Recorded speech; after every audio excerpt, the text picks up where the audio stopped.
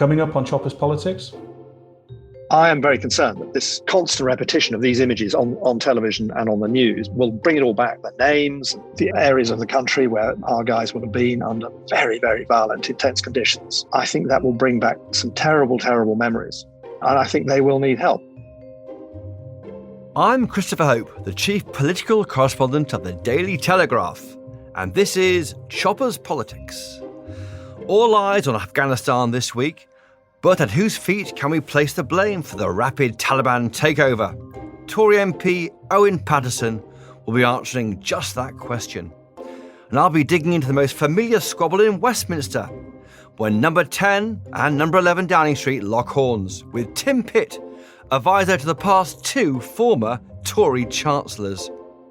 But first, how many of you have purchased a diesel car? 10 years ago, maybe, after being told it was the greener option for the environment, only for the government to turn round later and say that wasn't the case. I'd bet there are many of you, and I'd be intrigued to know whether that experience would put you off buying an electric vehicle. It's what we're now being told to buy, with brand new petrol, diesel and hybrid cars banned from 2030. That's just 9 years away. James Frayne is a founding partner of policy research agency Public First, and he's written a punchy piece for Telegraph about why he thinks the PM should sack ministers who refuse to buy an electric car from their own money. Controversial stuff. So I started by asking James Frayne to lay out the whole diesel debacle under the last Labour government. So that particular government encouraged the mass purchasing of diesels by the public because they thought it was going to be ultimately better for the environment. People responded in kind. Diesel purchases exploded. And then, obviously, in recent times, politicians have said that actually they're worse for the environment after all, and they have started to make it actually much less attractive for people to have diesels. And so very large numbers of people have been left with cars which are becoming more expensive to drive and are much more difficult to sell on second hand. So you have a lot of quite unhappy people, particularly in cities across the country. And it has also made people much more suspicious about government targets and incentives on other environmental matters. There's no question about that. So there's a feeling of betrayal, isn't there, then? Of the people that have bought those cars, yes, there's a feeling of betrayal. As I say, particularly in the cities where environmental regulation regarding driving is much more assertive, if you like. But it's not just those people that have bought those diesel cars themselves. It's also other people that have seen this happen. You know, in any focus group that you're doing on things like electric cars or on the targets for net zero, you have people say, well, I don't know if they'll stay the course because look at what they did with diesel. So there is this sort of sense that politicians have sort of, you know, they've said one thing and they've done another, and this is unquestionably going to cause them short-term problems. And that's starting already, isn't it? With Alok Sharma saying his next car will be an electric vehicle when he sells his current vehicle, and Allegra Stratton, his spokesman, saying her next but one will be an electric vehicle. It's all very well. We can't make people spend money because that's their job, I suppose. You know, it's up to them how they spend their money. But the problem is it's do as I say, not as I do half the time, and that's what annoys people. I think Alok Sharma has got to get an electric car genuinely within the next few weeks, and certainly ahead of COP26. Otherwise, I just don't see how it's sustainable for him to do that job. If politicians are going to say that we need to deal with climate change, I appreciate that it's going to take people a significant amount of time to change their lifestyles. And you know what? That's okay because we've got time. That's okay if you say that. What you can't do is say, we are in a climate emergency. We need to make extremely quick and bold changes to our lifestyle. And by the way, we might change your taxes and then drive a diesel car. You just can't do that, I'm afraid. And I'm afraid, like other people, he's going to have to take a bit of financial pain and pony up and buy one. Do you think this might damage the uptake of electric cars until we see leadership from the top? I don't think so in terms of actual purchasing, because I think, to be honest, most people are now, particularly in cities, are buying them if they can afford them. Now, I appreciate that's a minority, but nonetheless, people are moving. What I think it does do is just make people say, well, is this a climate emergency or not? You know, you're saying that we should be eating less meat. You're saying that we should be, you know, changing our boilers. You're saying that we should do X and Y. What's the point? Yeah. So I think what it will do is probably, I don't think it will affect purchasing as such, but I think it will just drive people mad and make them much more likely to think that it's a bit of a ruse to get them to pay more in green taxes. Actually, there's not a climate emergency. They just want people to pay more, and that's going to set back the green cause. Obviously, most people that are buying them are going to be in cities, and they're going to be in cities where there's a high sort of congestion charge, particularly in London. People are buying them partly as sort of tax-busting vehicles, and partly because they think that there's going to be more onerous legislation further down the line. That's for people that have got the money to buy these cars. For others, I think, as I said, there is this sort of concern that the government might change the rules again. The government might actually decide, you know what, the environment's not the big concern anymore, it might be something else. And you do hear these warnings in focus groups all the time. There is this sense of, it's net zero today, it'll be something else tomorrow. And that's why I think it's important that politicians take the lead on lifestyle change, partly to deal with allegations of hypocrisy, and partly to just drive home this point that actually environmental regulation and legislation is here to stay. Do you ever feel when you work with policymakers there's a lack of understanding of car drivers, of motorists? I'm often struck by how a lot of people I speak to in government don't actually have a car because they're able to use a zip car, a daily hire car if they want to get around further afield outside London. But otherwise, they're on the tube, they're cycling. They haven't got the same feeling for what most people have in this country, which is the cost of petrol, the cost of vehicles, the why this is a big deal. In politics, we call people with cars drivers. In the real world, they call people with cars people, because everybody has a car. Yeah. You might as well call them people that breathe. I mean, outside of London, maybe Manchester, everybody drives a car. Almost everybody of working age will drive into work. I appreciate that, bit of a generalization, but the lion's share of people are going to be driving a car, both to work, to take their kids to clubs and all the rest of it, to visit family even on short distances. And that's not because they're sort of lazy or they don't care about the environment. For most people, trains are just not an option. Most people never get the train. They don't get little sort of local lines and they don't do intercity. And as for buses, they use more regularly, but obviously they are irregular themselves and quite expensive. So the car is here to stay for a very long time. People are very worried about the 2030 cutoff for buying new cars. You won't be able to buy petrol cars after 2030 because people are looking at the price of electric cars now and they're saying they're way too expensive. Now, I think that by the time we get to 2030, there'll be a lot more affordable electric vehicles than there are now. They're coming down in price all the time.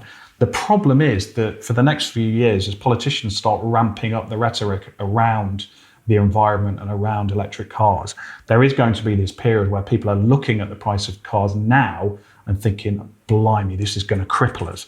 And therefore, I sort of worry that there's going to be a sort of short-term backlash against some of the proposed environmental regulation, even though it might be sort of okay in sort of 10 years' time. Now, of course, we're waiting for the Department of Business, Energy and Industrial Strategy to put out a big report, which is set to recommend, we think, ripping out gas boilers, or new ones should be installed, I should say, after 2025, maybe, and bring in other forms of heat. So we haven't even got on to boilers yet, have we, James Frayne? But that's the other big issue, surely, in this. I mean, that's going to be a huge cost to families. You ask people the two big sort of outlays beyond their mortgage, and invariably it's car plus boiler. Most people will keep their boiler on life support for 2 years because they don't want to drop 3, 4, 5 grand on a new boiler. It does clearly frighten them about that. Now, again, I think we're going to get to the point that heat pumps become a viable alternative financially in time. Performance is getting better all the time. But again, I sort of worry that you have this issue now where politicians will ramp up the rhetoric. People will take a look at the price of cars, electric cars, price of heat pumps and say, blimey, this is going to cripple us. As I say, even though when the time comes, it might be much more viable. But James Frayne, of course, you were Director of Communications in the Department for Education when Dominic Cummings worked there. He's now quit the government. But what would you do if you were now in number 10, advising ministers on how to communicate the best way to get us to go to net zero? First things first, I think they have got to change lifestyles at the top themselves. That means, I'm afraid, if you're a government minister, you've got to buy an electric car, and it's just the end of the story. And you have got to be one of the first movers on purchasing heat pumps, improving the sort of efficiency of your home and this sort of thing. Because it's not that people are going to say, oh, these wonderful role models have made these changes and I want to be just like them. It's not that. They won't. The point is they won't even get a hearing unless they've actually said. Are you sure? I think back to the windmill on David Cameron's house in Notting Hill and how that was widely mocked by people as just trying to show off or something rather than being a real thing. And you think we've changed, we've moved on from that? I was one of the mockers, if I'm honest. I thought it was completely absurd. I thought that it was sort of pointless virtue signalling, although we didn't call it virtue signalling in those days. I can't remember what we call it. But times have changed. We are now actually facing the genuine prospect of a whole raft of environmental regulation legislation. So the world has changed. Secondly, the public have moved massively on climate change and the environment generally. So back when David Cameron was talking about environment, it was probably a third tier issue, if that. It's now a tier 1 issue for professionals, and it's a high tier 2 issue for non-professionals. It's a tier 1 issue for the young. So it's just a different world, I think. That said, David Cameron, to be fair, did realise, and so did Steve Hilton that was advising him, which I don't think everybody in this government has realised, is, again, unless you make these changes yourself, you've got no standing in the debate. I think the only current minister who's got an electric car, I think, is Grant Shapps. The only one who talks about it enough. I think Grant Shapps bought one as Transport Secretary. I think so. And of course, he can afford to, and the rest. I think nowadays, I'm afraid to say, in the world of social media, these things matter more than they should do. They do. It's just the way it is. And of course, I suppose that will go to the government ministerial car fleet should also go electric, shouldn't it? For example. Yes, it has to go electric immediately. And I appreciate there are other people will cut slack to the government on things like the car fleet. If you've got to replace several hundred cars, or we haven't even talked about police and all the rest of it. People will say, look, you've got time to do that. They get that bureaucracy is hard to navigate, but they will also think that if you're a government minister on 130 grand or whatever it is now, I'm afraid you've got the money, so just do it. Well, James Frayne, a partner at Public First, it's great to have you on, and fascinating, and hopefully come on again. Thank you for joining us. Thank you. Thanks for having me.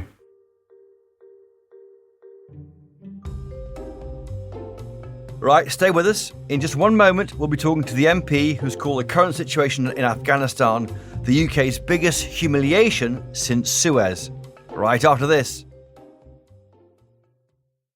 Hi, listeners. I'm Claire Cohen, the Telegraph's women's editor, and the host of another podcast that might be just up your street.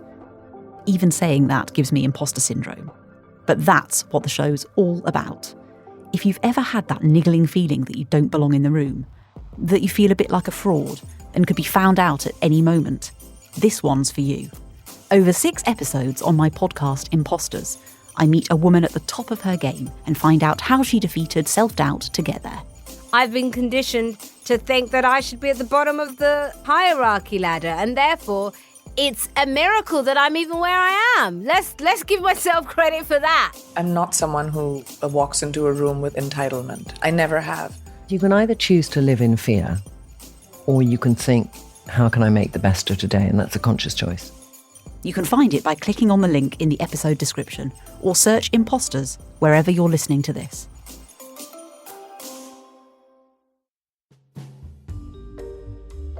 And we're back. It's the nightmare that came true. You won't have missed the images of the Taliban taking over Afghanistan in the media this week, after the US and then other countries pulled out their troops. Joe Biden hasn't escaped the wrath of Westminster. MPs across the political spectrum have issued an unprecedented attack on the actions of the White House this week. And one of those who wasn't mincing his words was Owen Paterson, the former Cabinet Minister under David Cameron and Tory MP for North Shropshire. It's no great pleasure I stand to speak at the time of the UK's biggest humiliation since Suez, at the time of the US's biggest humiliation since Saigon. Owen Paterson, welcome to the podcast. Really? Is that right? The biggest humiliation since Suez? How about the invasion of the Falkland Islands or the failure to find WMD in Iraq? Well, we got the Falkland Islands back. So that, in the end, turned out to be a triumph. I think there's no doubt at all this sadly is the biggest humiliation since Suez for the UK and the biggest humiliation for the US since Saigon. And it was all so unnecessary. I mean, Dan Hannan made some very good comments in the Lords yesterday that we're always faced with unsatisfactory choices. There was no nice, clean choice here. And things had moved very, very far from where they began. I mentioned in my very brief speech, I remember very clearly John Reid, who was one of Tony Blair's most sort of competent and grounded, sensible ministers, announcing the plans in the Commons. And there was broad support for, once the Taliban had gone, for helping Afghanistan's society, helping with education, getting girls and women more involved in society, properly educated, taking jobs in politics and business and the media, etc. And then there was this also very clear idea we had to keep the terrorists away from our streets after 9/11 and to keep them distant at arm's length. And that seemed to us at the time a sensible plan. And where we got to, I think, was a form of Afghanization, which absolutely not perfect, was still a massive improvement to where the place had been under the Taliban. So where we got to now was that the active fighting by Western forces has stopped. There hasn't been an American soldier killed for 18 months. And the Biden choice, I thought, was false. It was either total commitment of American forces and a lot more American deaths with a never-ending war, or pulling out. And actually, I think there was a muddled compromise, unsatisfactory perhaps, but the Afghan army had fought in many areas with great bravery, despite the corruption and all the downsides which we're fully aware of, and 70,000 of them had died. And I thought it was a bit rich of Biden, as the leader of the free world, to duck facing questions from his press corps and accuse the Afghans of cowardice. So who do you blame? Do you think we should still be there with a kind of almost a forever force in Afghanistan? I'm sure that had to come to an end at some point. Yeah, but Tom Dugan had made this point. You have to be patient. And the Americans have a significant garrison in Germany still. They have a garrison in South Korea still. They got troops in Japan. So these are very long-term strategic commitments. As I understood it, the Afghan army were holding large areas of Afghanistan and had fought with considerable bravery, losing 70,000 personnel. But they had the ultimate fallback. If they got into trouble, they could call up the American Air Force, and that would stop the Taliban in their tracks. Now, the minute that was withdrawn and the air bases were closed down, and the final closure was Bagram of early July, that sent a very clear message to the Taliban. We can now attack every village and every town, and there's no danger of getting whacked from the air by the Americans. And so, however unsatisfactory Afghanistan is, it is still a much better place. You've got very large numbers of women now educated and in employment. I think half the population is now 18 or under, the majority of the population. They've lived through a very different period. They've not lived through the Taliban. And I've talked to people, for instance, senior officers who were with the Royal Irish, and they're very proud of what they achieved. And they think it will be very hard for the Taliban, and we'll have to wait and see how it turns out. It's much too early to judge this, but it is a different country. And it would have been half the Taliban to have taken so much territory so quickly if many people hadn't acquiesced or if the Taliban hadn't adopted. So I think it's too early to see how it will go. But I think it would be much better, however unsatisfactory, to have continued with a very modest presence. There's talk about 4,500 American troops or personnel, but maintaining this technical superiority, which would have held the terrorists at bay. Now, it's very different. There's going to be a very, very difficult time getting everybody out, and a huge amount of military material has been left behind. Now, some of it may be unusable if it's not maintained by sophisticated Western engineers, but there's an awful lot of explosives and stuff, very significant quantities. Biden gave the Afghan government, I think it was $20 billion worth of military equipment. That is very usable. If they're trained for it, of course. Yeah. So there's no question. This is a huge humiliation.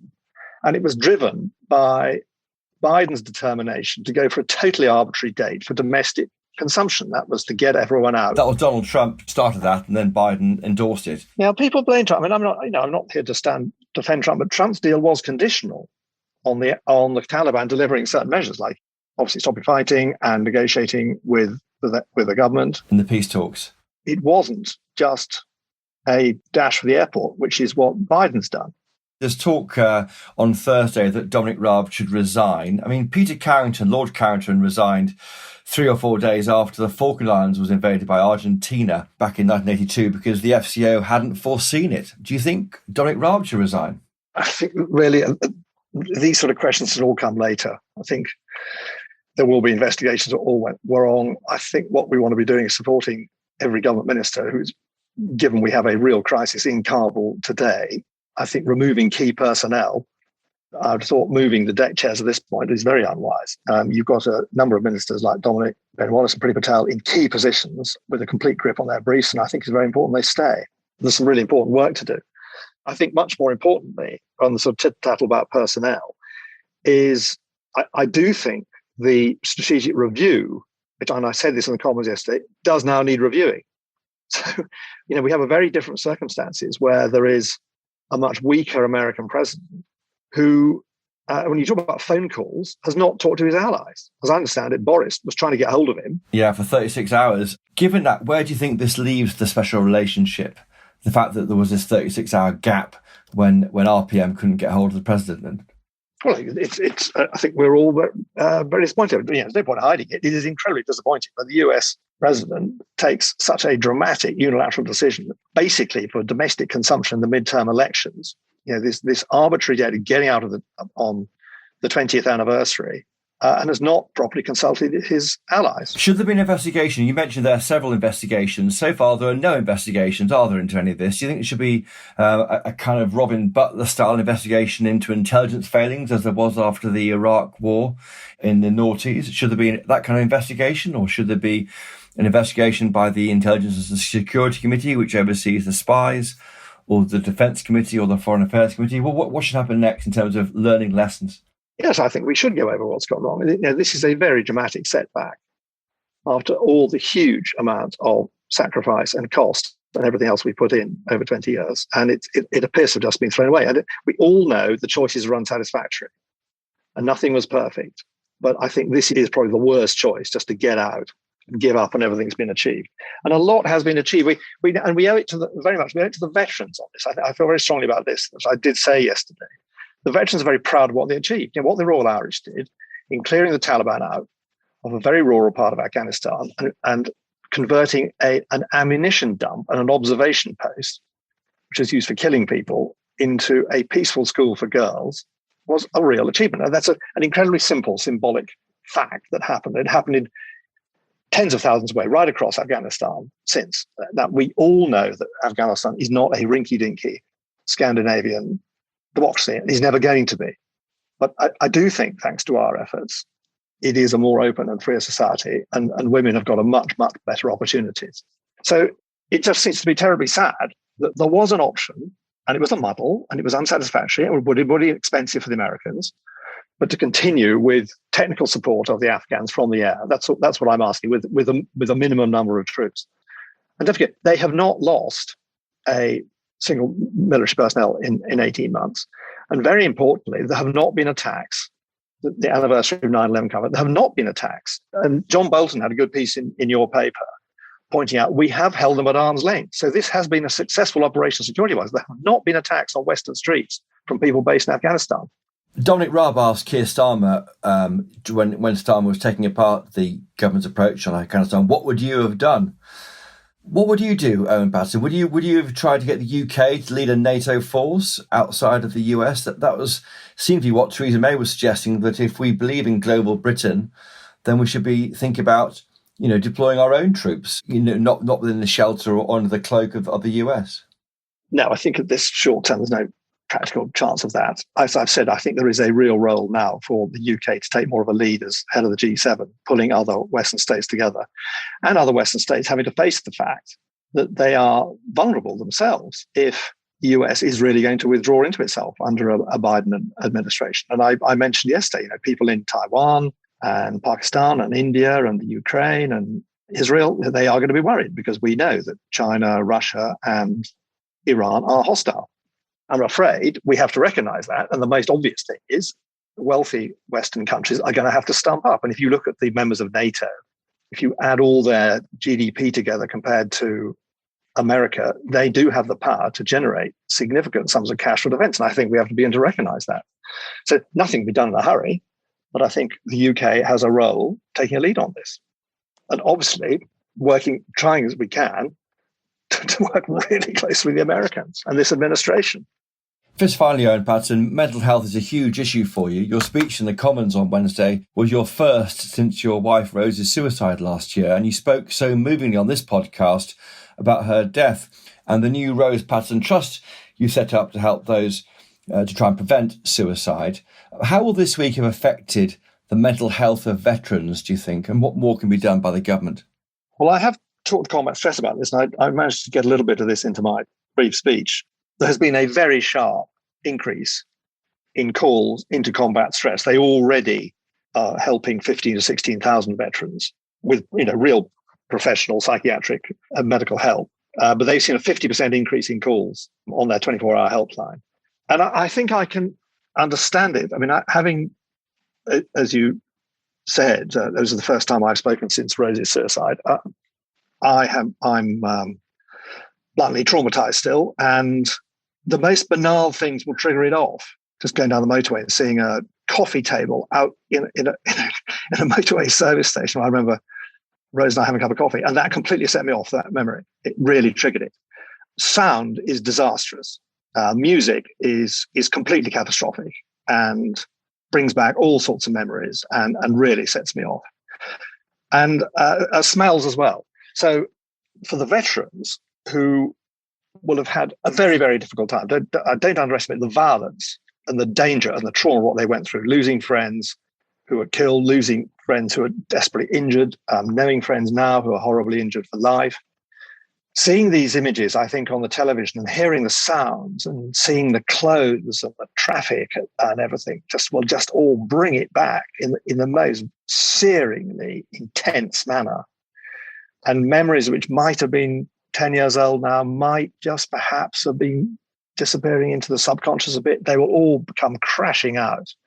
And I think there will be real distress amongst many veterans. And then the second question is, was it worth it? If you've had some terrible injury, or a friend had a terrible injury, was it worth it? Now, I personally think we have to reassure them, yes, it was. Afghanistan is a different place. Very large numbers of women are properly educated, have got proper jobs. And it'll be very hard for the Taliban to put all that back in the bottle. And it's really too early to tell. But I think we do have a role, every one of us, in helping them. We'll all know someone. And when it comes down to grinding money, combat stress raised about 12 million a year, and about a quarter of that comes from the state through NHS, MOD funds, but a lot is from voluntary donations. So we can help them, and they do really good, valuable work. And that's just one charity. They want to load it all onto one. But obviously, since Rose's suicide, I've been talking to others like Samaritans in Mind and Zero Suicide Alliance. I am very concerned that this constant repetition of these images on television and on the news will bring it all back. The names, the areas of the country where our guys will have been under very, very violent, intense conditions. I think that will bring back some terrible, terrible memories, and I think they will need help. Well, Owen Paterson, some serious food for thought there on the legacy of Afghanistan. Thank you for joining us this week on Choppers Politics. Thank you. Thank you for having me on.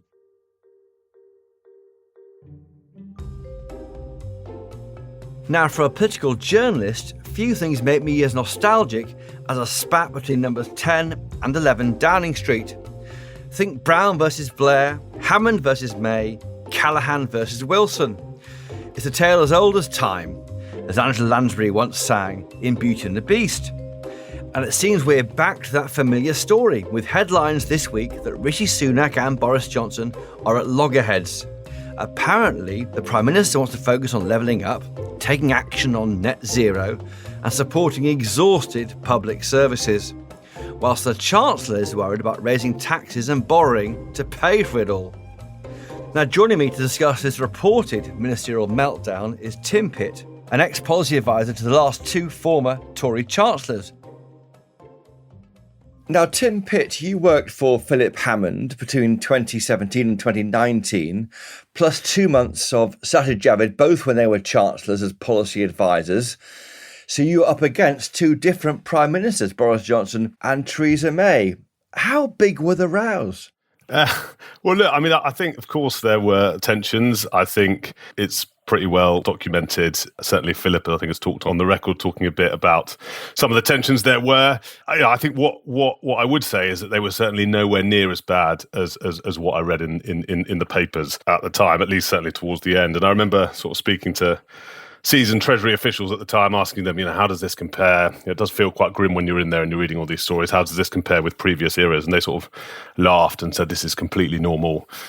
This is nothing on the Blair and Brown years. And, the stories they had to tell from that era certainly on a different level to what we see now. So, of course there were tensions, but it was nowhere near what the media would have you believe it was.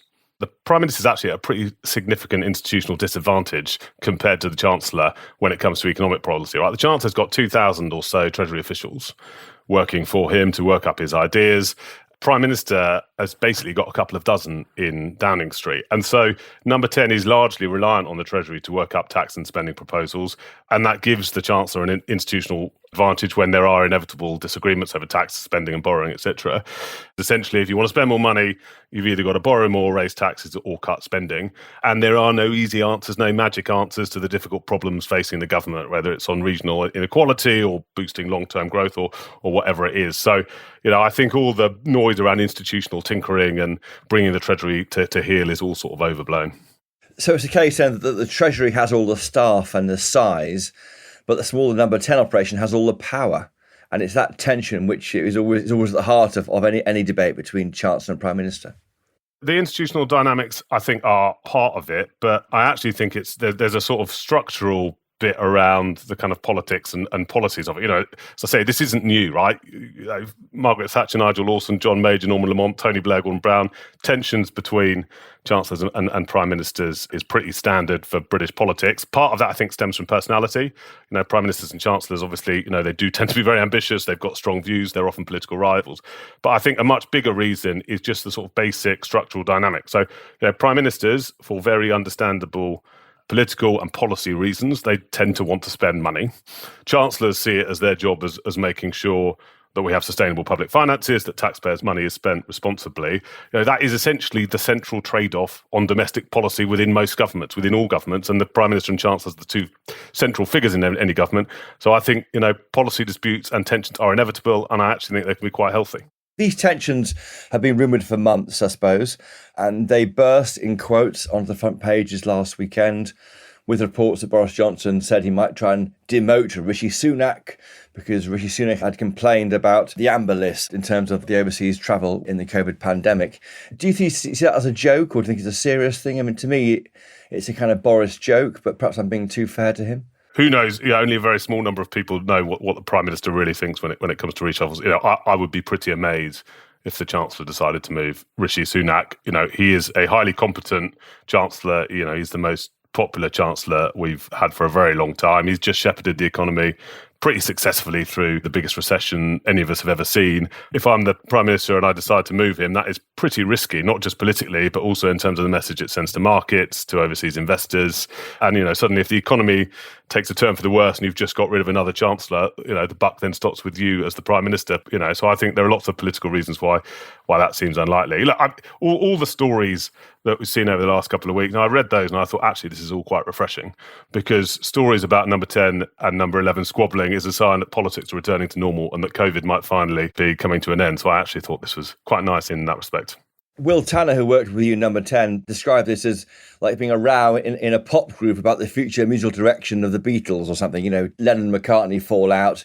One wants to tour, one wants to record. What do you do next? A band of people travelling in one direction, and there might be a slight dispute about how to get there. Yeah, well, as long as you're all travelling in the kind of same direction, I think that is important. And I think actually the kind of tensions that are on a day-to-day basis over particular policy issues, I think are going to happen inevitably. Actually, though, as long as you've got a sort of shared understanding of what your political strategy is and how economic and fiscal policy kind of sits into that, I think that's kind of fine and perfectly normal. Everyone talks about Cameron and Osborne as, the great example of how chancellors and prime ministers can work well together. That relationship worked very well. Everyone talks about them getting on very well personally and that being key to it. And I'm sure that is part of it. But ultimately, the government's central political aim at the time was deficit reduction.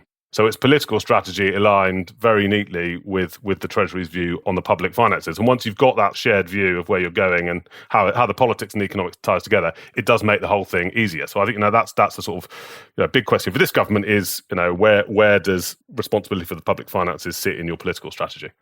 Tim Pitt, just you and me talking now, no one's listening. But what would you do to raise all the money we need to raise to pay down the COVID bill? First of all, let's not forget the Chancellor has already announced some really big revenue raises, right? He's 30 billion of tax rises at the budget, biggest since Norman Lamont in 93, right? So he's done a big slug of what he needs to do.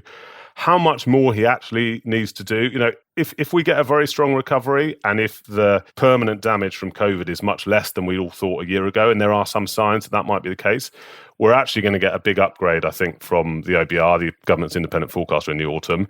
And that is going to make a lot of these decisions much easier. I think there are specific issues around how you fund social care, right? If you want to do social care, I think you are going to have to find a tax measure to fund that. There's a lot of noise, massive backlash against national insurance contributions being used to do that. I personally think that is a pretty sensible place to go.